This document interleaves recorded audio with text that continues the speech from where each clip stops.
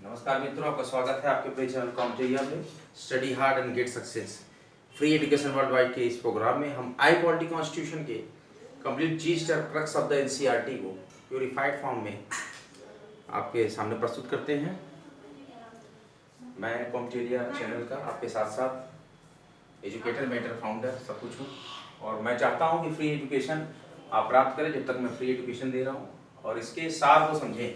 हम भारतीय संविधान एवं राजनीतिक व्यवस्था पर लगातार सालों से लेक्चर दे रहे हैं और हम पूरा इनहेंस करना चाह रहे हैं। एक आपका जो एजुकेटिंग बूस्टिंग पावर उसको इनहेंसमेंट पावर में हम लाना चाहते हैं ताकि जो भी विद्यार्थी question of confusion examination hall series उस जगह पे आप कंफ्यूज होते हैं क्वेश्चन जब आपको एग्जामिनेशन पेपर में मिलता है, तो इसलिए ध्यान रखिए वैसी गलतियाँ ना हो आपसे। इसलिए पूरी तरीके से हम रिसर्च कर रहे हैं, रिसर्चिकल method module and synthetical and totally resolve the confusing process. तो जितने भी कंफ्यूजिंग प्रोसेस आपके माइंड में है वो सारे हट जाएंगे क्योंकि हम आई पॉलिटी कॉन्स्टिट्यूशन को उस तरीके से पढ़ाते हैं। पूरी तरीके से शुद्धात्मक प्रवृत्ति से मैं कोशिश करता हूं कि हर एक बिंदु पे आपको एक अच्छा विकल्प दे सकूं। आइए हम लोकपाल और लोकायुक्त एक्ट 2013 के बारे में पढ़ते हैं। लोकपाल एवं लोकायुक्त एक्ट 2013 इसकी पृष्ठभूमि जो हम लेंगे यहाँ से स्टार्ट करते हैं। पूरा प्रयास है कि आप जीस्ट ऑफ एनसीईआरटी को पढ़ें। अभी एमपीपीसीएस के आने वाले दिनों में एग्जामिनेशन 17 दिसंबर 2023 और कुछ छात्र जो है एमपी के अभी रिक्वेस्ट कर रहे हैं कि 2021 का मेंस का रिजल्ट आया है आज एमपीपीसीएस का और आगामी 2022 का मेंस होने वाला है।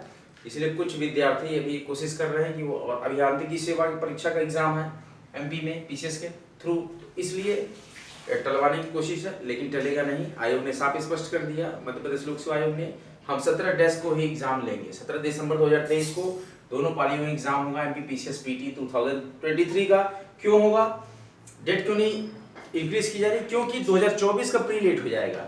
2024 का प्री भी अप्रैल के लास्ट वीक में है, इसीलिए 2024 के भी फॉर्म निकलेंगे। ओरिजिनल आप लोग बने रहिए और यूपीएससी के लिए भी आपके पास कम दिन है और यूपीपीएससी आरओ तो 11 फरवरी को है ही, हरियाणा पीसीएस भी 11 फरवरी को है, इसलिए ध्यान दीजिएगा फॉर्म भरते समय। आइए स्टार्ट करते हैं। लोकपाल एवं लोकायुक्त एक्ट 2013 सरकारी ठीक है विभागों में भ्रष्टाचारों को रोकने के लिए ये स्थापना की गई लोकपाल और लोकायुक्त प्रोजेक्ट की। लोकायुक्त जो है एक सेंट्रल का होता है, हर स्टेट में एक एक होते हैं। ध्यान दीजिएगा, सरकारी कर्मियों विशेषकर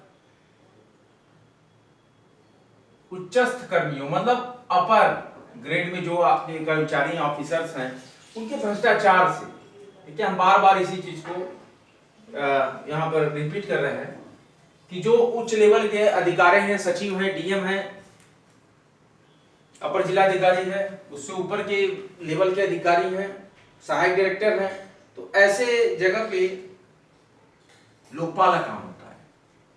वहां पर भ्रष्टाचार को रोकने के लिए लोकपाल की व्यवस्था की गई कि मामलों को निपटाने के लिए, कि भ्रष्टाचार के मामलों को निपटाने के लिए ध्यान में रखकर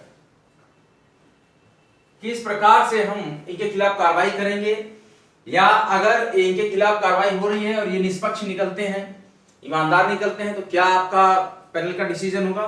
तो ये हमारा लोकपाल और लोकायुक्त एक्ट 2013 बताएगा, यानी अम्बुड्समैन एक्ट 2013 होगा। जैसे कि आपकी स्वीडन की प्रणाली में स्वीडिश अम्बुड्समैन इंस्टीट्यूट काम करती है, उसी तरह हमारे यहाँ लोकपाल और लोकायुक्त काम करते हैं, जो कि बहुत ही फेयर डिसीजन करते हैं। और इसको ध्यान रखकर सरकार ने किस ईयर में बताया, 8 अप्रैल, ध्यान दीजिएगा, 8 अप्रैल 2011 को, 8 अप्रैल 2011 को गवर्नमेंट ने एक संयुक्त का मतलब कंबाइंड, एक संयुक्त प्रारूपण समिति, ध्यान दीजिए विद्यार्थी, एक संयुक्त प्रारूपण समिति गठित की। करत करत अभ्यास के जन्मत हो सुजान, रसरी आवत जात है सिल पर पड़त निशान। ध्यान रखिएगा मेरी बात, छोटे छोटे प्रयास से ही आप स्ट्रांग हो पाएंगे, छोटे छोटे पानी की बूंदों से ही एक ओशन बनता है, एक समुद्र बनता है, एक तालाब भरता है, एक नदी बनती है बूंद बूंद से। इसलिए आप धीरे धीरे एनसीईआरटी के सार को आत्मसात करते जाए। आत्मसात का मतलब एब्जॉर्ब कर लीजिए। अब एब्जॉर्ब का मतलब पूरी तरीके से उसको याद कर लीजिए। याद भी अगर आप करते हैं और समझते भी हैं, ये दोनों चीजों को समझिए, याद करना और समझना। हम रोज याद करते हैं, भूल जाता है, ऐसी कंप्लेंट्स आती हैं। हमने कई कमेंट्स पढ़े थे, अच्छे अच्छे मेंटर्स, एजुकेटर्स के स्टूडेंट्स, एस्पिरेंट्स जो करते हैं कमेंट, सर जो याद करते हैं भूल जाता है। बड़े बड़े चैनलों पे हमने देखा है, टेलीग्राम्स पे और स्टडी ग्रुप्स हैं व्हाट्सएप पे, मैं भी कई बड़े बड़े ग्रुपों में जुड़ा हुआ हूँ। तो उस चीज़ों का ध्यान रखिए, आत्मसात कर लेंगे तो नहीं भूलेगा।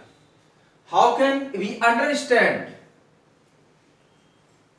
The perform lectures? जो भी लेक्चर कोई मेंटर या एजुकेटर परफॉर्म कर रहा है, उसको अगर हम आत्मसात कर लें, पूरी तरीके से एब्जॉर्ब कर लें, अपने अंडरस्टैंडिंग पावर को इनहेंस कर लें, तो मैं प्रयास करता हूं, I will try to enhance the understanding power of aspirants. सरकारी कर्मियों जैसे उच्चस्थ कर्मियों के भ्रष्टाचार के मामलों को निपटाने के लिए ध्यान में रखकर सरकार ने 8 अप्रैल 2011 को एक संयुक्त प्रारूपण समिति गठित की।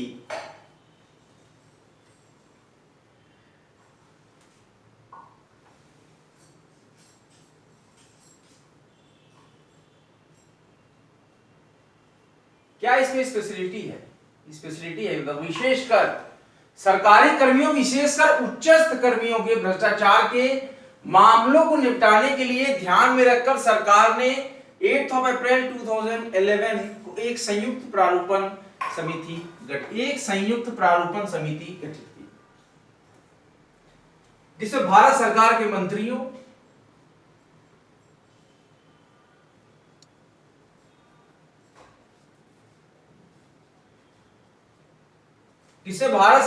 मंत्रियों, में से 5 नामित, मतलब नाम लेकर कि ये रहेंगे, 5 नामित, और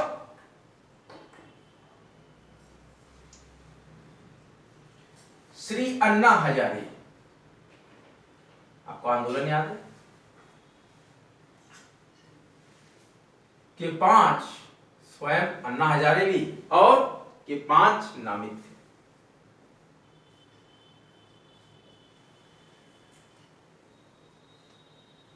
भारत सरकार के मंत्रियों में से 5 नामित और श्री अन्ना हजारे के 5 नामित थे, जिन्हें लोकपाल बिल बनाना था।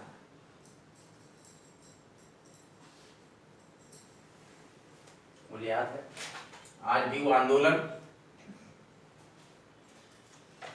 कि जिसमें भारत सरकार के मंत्रियों में से 5 नामित और श्री अन्ना हजारे स्वयं, उनके 5 नामित थे, जिन्हें लोकपाल बिल बनाना था।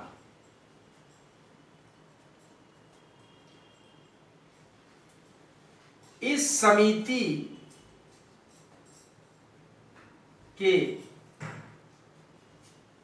पर्यालोचन के आधार पर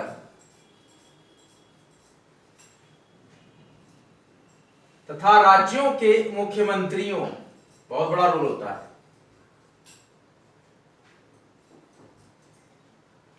तथा राज्यों के मुख्यमंत्रियों और राजनीतिक दलों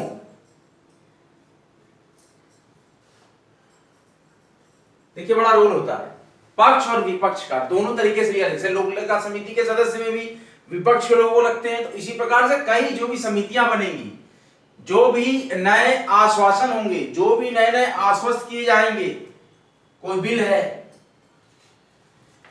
कोई मुद्दा है, कोई आदेश है, कोई नियम है, कोई नया संविधान में अमेंडमेंट करना है, या कोई नया गजट पारित करना, उसमें महत्वपूर्ण भूमिका दोनों पदों की होगी, एक जो शासन कर रहा है, दूसरा जो विपक्ष में है। ध्यान दीजिएगा, इनकी इनपुट, राजनीतिक दलों की इनपुट के आधार पर, मतलब वो देंगे अपना प्रस्ताव देंगे, दलों के इनपुट के आधार पर एक लोकपाल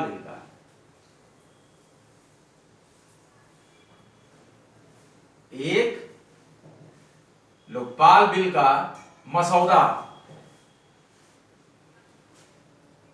पर विचार किया, लोकपाल बिल के मसौदे पर विचार किया और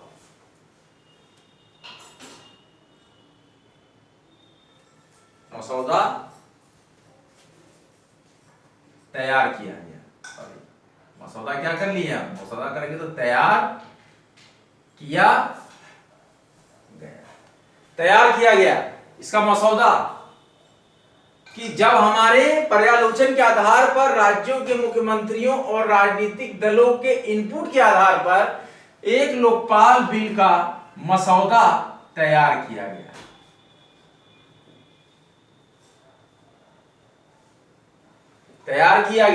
एक लोकपाल बिल पेश किया जाएगा। 28 जुलाई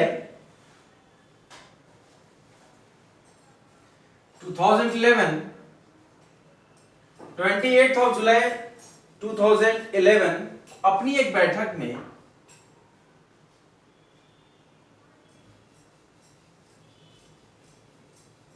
ध्यान दीजिए, 28 जुलाई 2011 को अपनी एक बैठक में कैबिनेट ने लोकपाल बिल मसौदा, कैबिनेट ने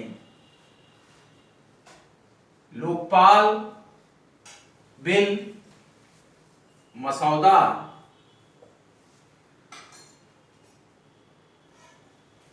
लोकपाल बिल का एक मसौदा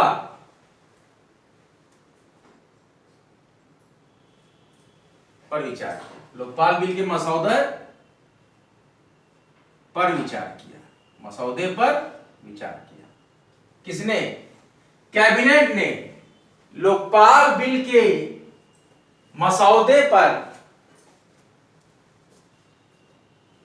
विचार किया, विचार विमर्श किया और कैबिनेट के अनुमोदन के बाद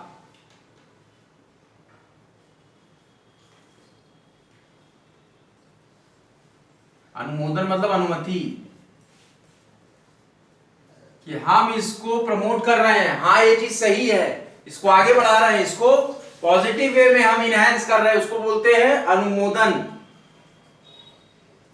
स्वीकृति दे रहे हैं। 28 जुलाई 2011 को अपनी एक बैठक में कैबिनेट ने लोकपाल बिल के मसौदे पर विचार किया और कैबिनेट के अनुमोदन के बाद लोकपाल बिल को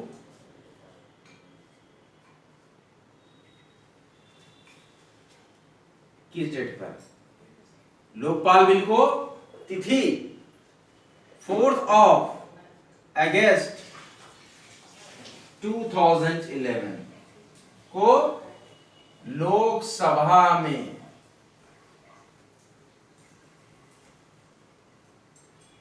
लोकसभा को पेश किया,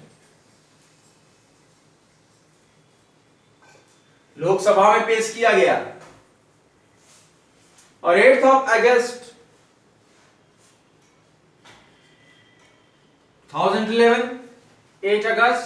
2011 परीक्षण एवं रिपोर्ट,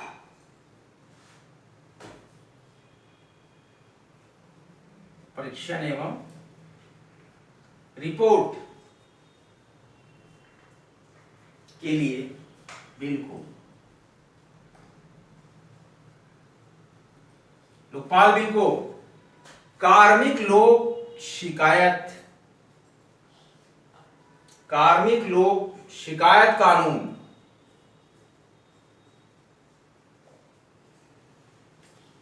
तथा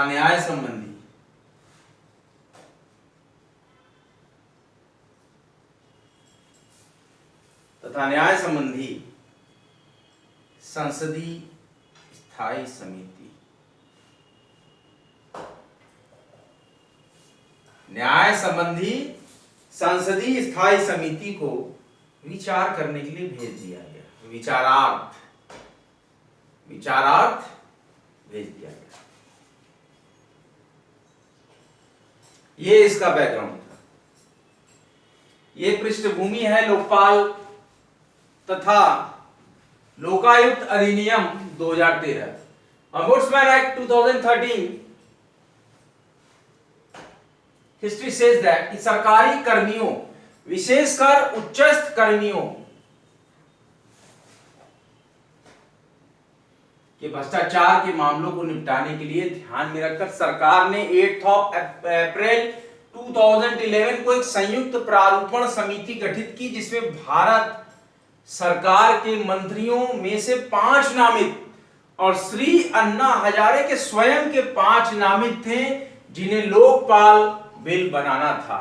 इस समिति के पर्यालोचन के आधार पर और राज्यों के मुख्यमंत्रियों तथा राजनीतिक दलों के इनपुट के आधार पर एक लोकपाल बिल का मसौदा तैयार किया गया।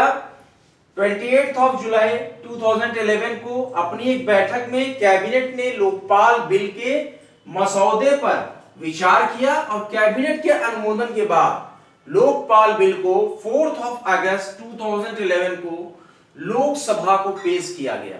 कब? 4 अगस्त 2011 को लोकसभा को पेश किया गया। लोकसभा में इसको पेश किया गया और 8 अगस्त 2011 को परीक्षण एवं रिपोर्ट के लिए 8 अगस्त 2011 को परीक्षण एवं रिपोर्ट के लिए बिल को कार्मिक लोक शिकायत कानून तथा न्याय संबंधी संसदीय स्थायी समिति को विचारार्थ भेज दिया गया। कार्मिक लोक शिकायत कानून तथा न्याय संबंधी संसदीय स्थायी समिति, कार्मिक लोक शिकायत कानून तथा न्याय संबंधी संसदीय स्थायी समिति को विचारार्थ भेज दिया गया।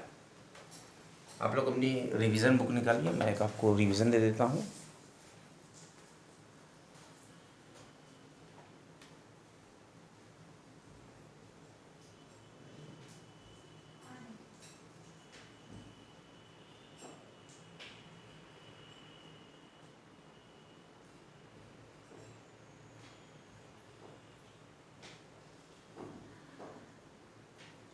सीबीआई, लोकपाल एवं लोकायुक्त, सीबीआई, लोकपाल एवं लोकायुक्त की स्थापना, केंद्रीय अन्वेषण ब्यूरो और लोकपाल एवं लोकायुक्त की स्थापना, chapter 17 the complete gist of NCERT, I polity in constitution, perform the lecture for the students which will they have confused at the time of the examination. That we have created the researcher module and synthetical, very analytical format lectures for Indian polity and constitution on educational platform Compedia. Now, Ombudsman, Swedish Ombudsman system, Swedish Ombudsman Institute के आधार पे हमने भारतीय पृष्ठभूमि के अनुसार लोकपाल और Lokayukta act 2013 की सरकारी कर्मियों, विशेषकर उच्चस्थ कर्मियों कि भ्रष्टाचार के मामलों को निपटाने के लिए ध्यान में रखकर सरकार ने 8 अप्रैल 2011 को संयुक्त प्रारूप समिति गठित की। एक संयुक्त प्रारूप समिति गठित की जिसमें भारत सरकार के मंत्रियों में से 5 नामित और श्री अन्ना हजारे स्वयं के 5 नामित थे, जिन्हें लोकपाल बिल बनाना था। इस समिति के पर्यालोचन के आधार पर और राज्यों के मुख्यमंत्रियों और राजनीतिक दलों कि इनपुट के आधार पर एक लोकपाल बिल का मसौदा तैयार किया गया और 28 जुलाई 2011 को अपनी एक बैठक में कैबिनेट ने लोकपाल बिल के मसौदे पर विचार किया और कैबिनेट के अनुमोदन के बाद लोकपाल बिल 4 अगस्त 2011 को लोकसभा में पेश किया गया। 8 अगस्त 2011 को परीक्षण एवं रिपोर्ट के लिए बिल को कहां भेजा गया? ध्यान दीजिए, कार्मिक लोक शिकायत कानून तथा न्याय संबंधी संसदीय स्थायी समिति को विचार करने के लिए भेज दिया गया। आज का लेक्चर हम यहीं तक रखते हैं। वैकेंसी अपडेट हम देख लेते हैं।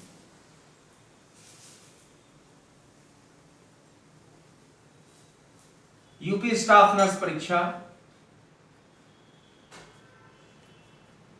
Recruitment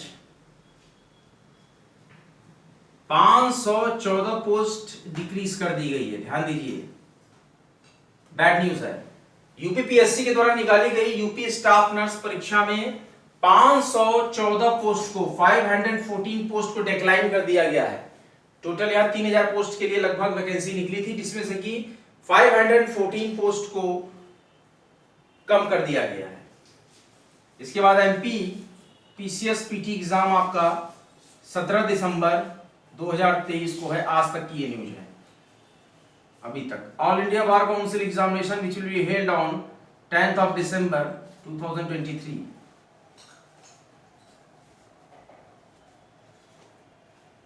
Now Central Armed Police Force Constable examination for the post of 54,687 posts.